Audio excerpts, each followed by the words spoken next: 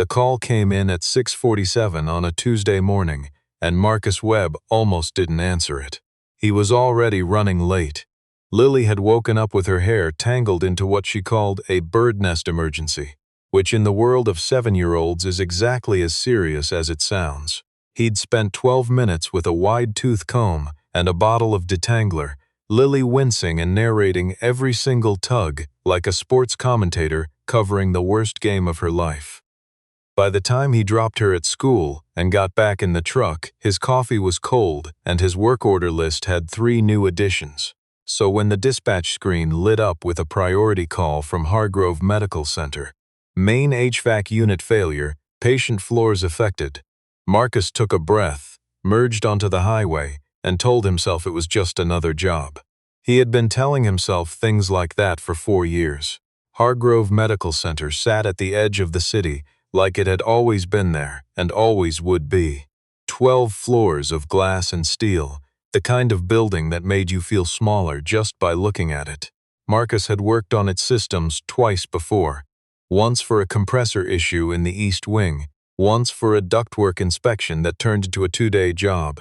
He knew the loading dock entrance. He knew which elevator required a keycard. He knew that the woman at the facilities desk on the ground floor always had a half-eaten granola bar beside her keyboard and always looked slightly annoyed to see him. He did not know that today would be different. The lobby was busy the way hospital lobbies always are, that specific kind of busy that feels hushed even when it isn't. People sitting in chairs holding paper cups. A man in a suit talking too quietly into his phone near the window. Nurses moving with that particular walk that isn't quite running but isn't walking either. Marcus signed in at the desk, clipped his badge to his jacket, and was heading toward the service corridor when he felt something close around his hand. Small fingers, certain grip. He looked down. A little girl, maybe 6 or 7 years old, was standing beside him in a hospital gown that was slightly too big for her, the hem brushing the tops of her feet. She had dark eyes and the kind of serious expression that children only wear when they have decided something important. She was not crying. She was not looking for anyone. She was simply holding his hand and looking up at him as though she had been waiting. "Hi," Marcus said, because it was the only word that made sense. "Hi," she said back. "Are you lost?" She shook her head slowly.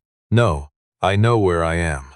He crouched down to her level, his tool bag settling on the floor beside him. "Okay, where are your nurses?" She glanced back down the hall, unbothered. "They think I'm in the playroom." "Should we go tell them where you are?" She looked at him for a long moment, the way kids look at you when they're deciding whether you're trustworthy, which is the most honest assessment you'll ever receive from another human being.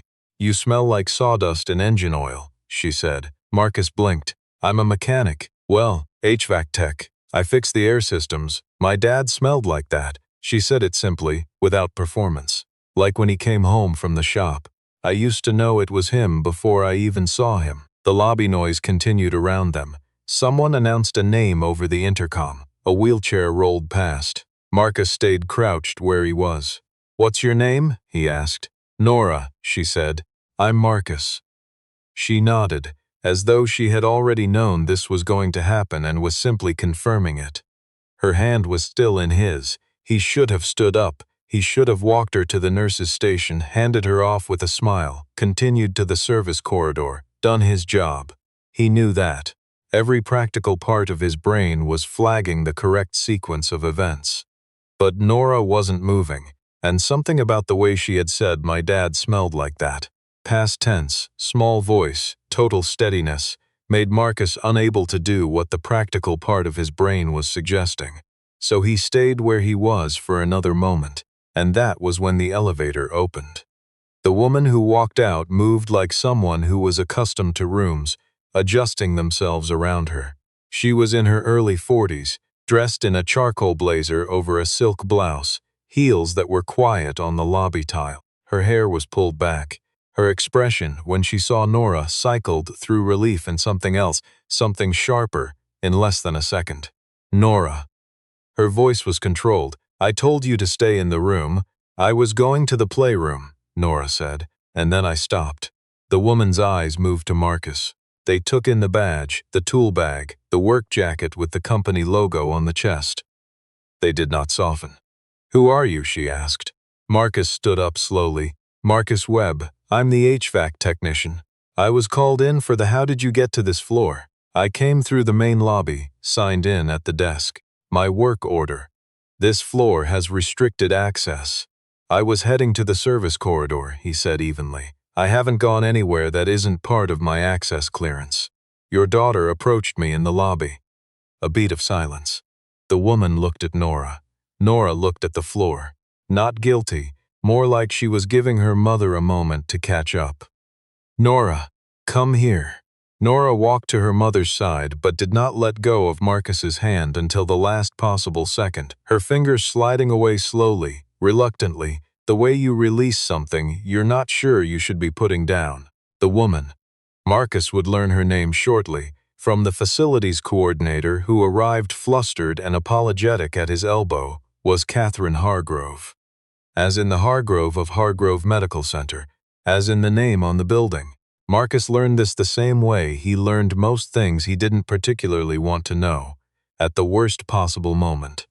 The facilities coordinator's name was Dennis, and he looked like a man who had spent his entire career anticipating exactly this kind of situation and still wasn't prepared for it.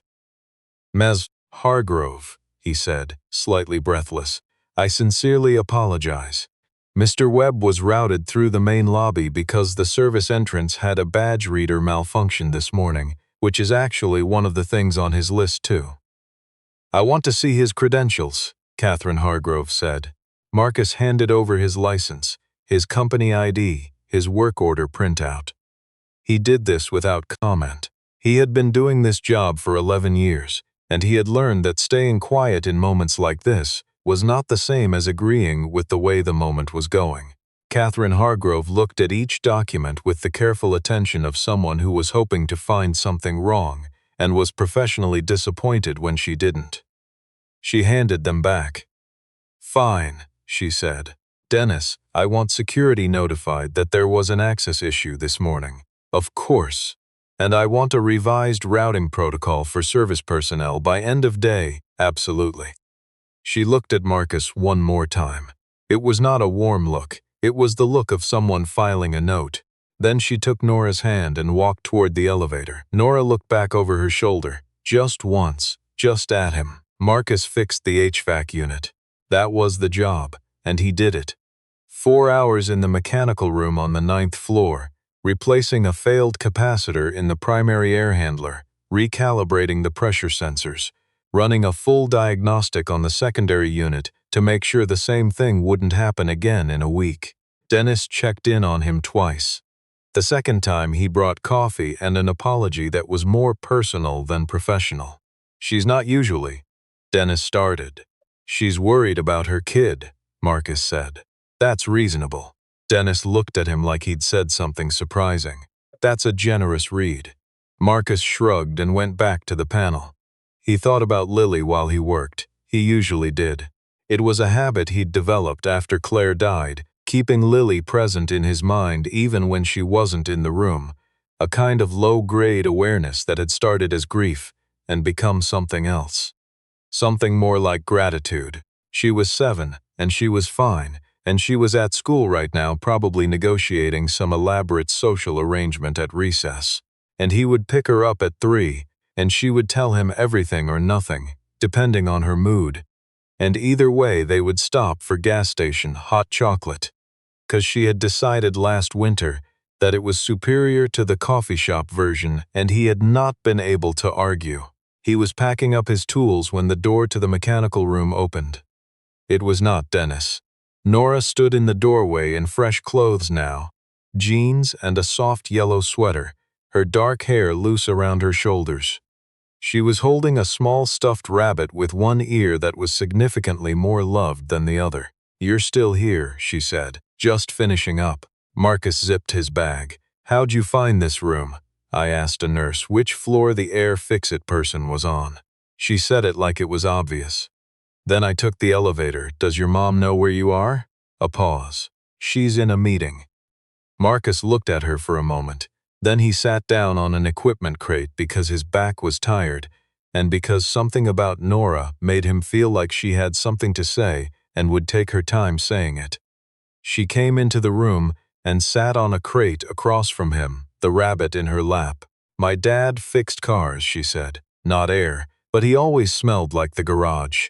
"What was his name?" "Daniel." She smoothed the rabbit's remaining good ear. "He died when I was 4. I don't remember his face very good anymore. But I remember the smell." Marcus was quiet for a moment. Outside the mechanical room, the building hummed and circulated, all the systems he'd just tuned working together the way they were supposed to. "I'm sorry about your dad," he said. Nora nodded. She had the composure of a child who had been hearing this for long enough to receive it gracefully. "My mom doesn't talk about him," she said. "She gets sad and then she gets busy. That's her thing. People handle it different ways. Do you get sad?" He looked at her. "I lost someone too. My wife. Lily's mom. Lily's my daughter. She's about your age." Nora absorbed this. What does she do when she gets sad? Marcus thought about it honestly. She cries sometimes. And then she asks for hot chocolate and we watch a movie, and by the end she's usually okay. Until the next time. "That sounds better," Nora said simply. He didn't mention the conversation to anyone. He signed out with Dennis, returned his temporary badge, loaded his equipment into the truck. It was 2:15. He had just enough time to get across town to pick up Lily. He thought about Nora on the drive, the specificity of grief in children, the way they cut straight to what they've lost without dressing it up. "I don't remember his face very good anymore, but I remember the smell." There was no way to prepare for a sentence like that. There was no correct response to it except to stay in the room with it and not look away. He had stayed. He wasn't sure what that meant, or if it meant anything. He was a technician. He had fixed a broken unit and signed his paperwork, and would send an invoice that would pass through 3 departments before anyone with the last name Hargrove saw it, if they ever saw it at all. Nora was a little girl in a hospital who had found something familiar in a stranger and held on to it for a moment. That happened. Children did that. It didn't need to mean more than it was. He told himself that. He was getting fairly good at telling himself things. The call came back 11 days later. Same building, different issue. A fault in the ventilation system on the 3rd floor, which was the pediatric oncology wing, which was where Nora was a patient. Though Marcus didn't know that yet. He found out when he was walking down the 3rd floor corridor with Dennis, and Nora appeared in the doorway of room 317, like she had been waiting for a bus and it had finally arrived. "You came back," she said. "Different job," Marcus said. "Same building," she smiled. It was the first time he'd seen her smile, and it did something to the general composition of the hallway. "That's still coming back." Dennis looked between them with the expression of a man encountering a subplot he hadn't been briefed on. "You two know each other. We met in the lobby," Marcus said, "a couple weeks ago." She held my hand, Nora supplied helpfully. Dennis chose not to pursue this further. Marcus did the job. He was 3 hours into the diagnostic when he became aware of someone standing in the doorway of the mechanical access room. Not Nora this time, heels, quiet on the floor. The particular silence of someone deciding what to say. "Mr. Webb?" Catherine Hargrove said. He didn't turn around immediately. He finished tightening the connector he was working on, then turned.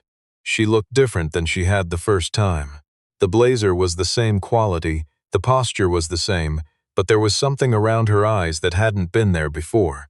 Not softness exactly, something more like exhaustion that had decided to be honest about itself. "Ms. Hargrove, I owe you an apology," she said. "From the last time." Marcus waited. "I was. Nora had slipped away from her room, and I was frightened, and I took that out on you in a way that wasn't fair." She said it like someone who had rehearsed it but meant it anyway, which is actually harder than it sounds. "You were worried about your daughter," Marcus said. "I understood that. You were more understanding than I deserved." A beat. "She talked about you." He raised his eyebrows slightly. "She said you smelled like her father." Catherine's voice changed shape on the last 2 words, just slightly. "And that you stayed and talked to her. that you didn't." She stopped. A lot of people get uncomfortable. With children who bring up death, they redirect or they get very cheerful. She said you just talked to her like it was a normal thing to say. "It is a normal thing to say," Marcus said. Catherine looked at him for a moment. Her father died 4 years ago. She barely knew him. I've spent 4 years trying to decide how much she should know, how much I should say, how much to protect her from." She paused. "And then a stranger in a hospital lobby knew exactly what to say to her in 30 seconds. I didn't say much," Marcus said honestly. "I mostly just stayed. I know." She looked away for a moment toward the window at the end of the corridor. That was what she said. "He stayed, Mom. He didn't leave." The hallway was quiet between them. "I'm sorry about your husband," Marcus said. "Thank you." She looked back at him. "And I'm sorry I treated you like a threat. People protect their kids." It made sense. She was quiet for a moment. "Then, Nora asked me if you could have lunch. She'd like you to meet her rabbit. Apparently there's an introduction she considers overdue." Marcus looked at her, the careful way she was holding herself together, the effort underneath the composure, the love for her daughter visible in every part of her, even when she was talking about something else. "I have time," he said. Lunch was in Nora's room, which had a window that looked out at the parking structure, and which Nora had improved with a series of drawings taped to the wall, horses mostly, and one very ambitious dragon. The rabbit's name, Marcus learned, was Captain. Captain had one good ear because the other one had been in an accident, the details of which Nora declined to share. They ate sandwiches from the cafeteria. Nora asked Marcus about Lily with the focused intensity of a journalist conducting an interview. What grade was she in? Did she have a best friend? What was her favorite color? Did she also smell bad when she came home from school? "She smells like pencil shavings and sometimes ketchup," Marcus said. "Not bad exactly, just very specific." Nora found this acceptable. Catherine sat in the chair by the window and mostly listened, though a few times she asked a question herself. What part of the city did he live in? How long had he been doing this work? Did Lily like school?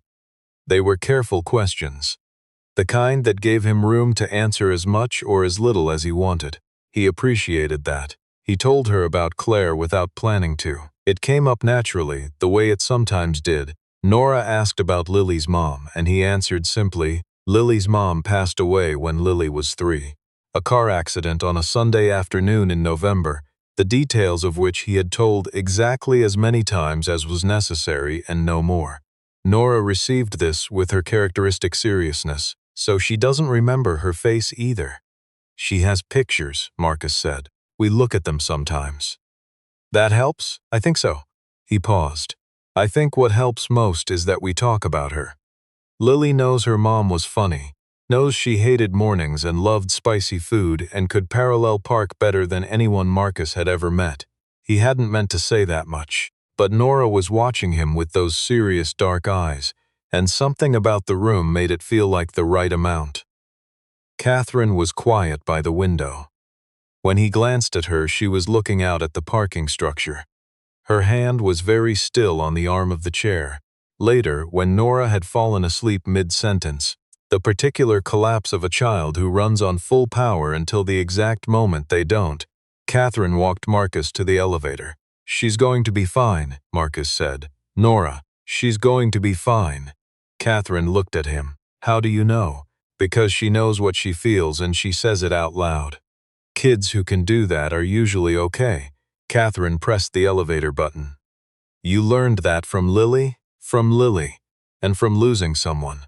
And from a few years of figuring out that not saying things doesn't make them go away." The elevator opened. Marcus stepped in. Catherine held the door for a moment with one hand. "She's right," Catherine said. "You did stay. Seemed like the right thing," Marcus said.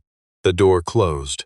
He picked up Lily at 3, and she ran across the pickup lane with her backpack bouncing and launched herself at him, with the kind of full-body commitment that children have and adults generally spend years quietly grieving the loss of. "Dad," she said into his jacket, "I need to tell you everything. Then we'll need hot chocolate," he said. "The gas station kind." Obviously, she said. They drove, and she told him everything. The recess negotiation, the spelling test, the very interesting thing that had happened with the water fountain which she described for 6 minutes. Marcus listened with the particular quality of attention that was the best thing he knew how to give anyone. The same thing that Nora had somehow recognized in a busy hospital lobby before she knew his name, or his job, or anything about him at all. Just presence, just staying. He had lost a great deal in the last 4 years, more than he had thought a person could lose, and continue in the same direction. But something about today had rearranged something. The way a room you've lived in for years looks different when you move one piece of furniture, suddenly showing you the light in a way it must have been coming in all along. He didn't know what would come next. He didn't know if Catherine Hargrove would call with another work order, or if Nora would be home before winter, or if any of the things that felt possible in a small hospital room in the middle of a Tuesday would feel possible in the ordinary world outside it. He didn't know, but Lily was talking about the water fountain, and the gas station was coming up on the right, and it was enough. For now, it was more than enough.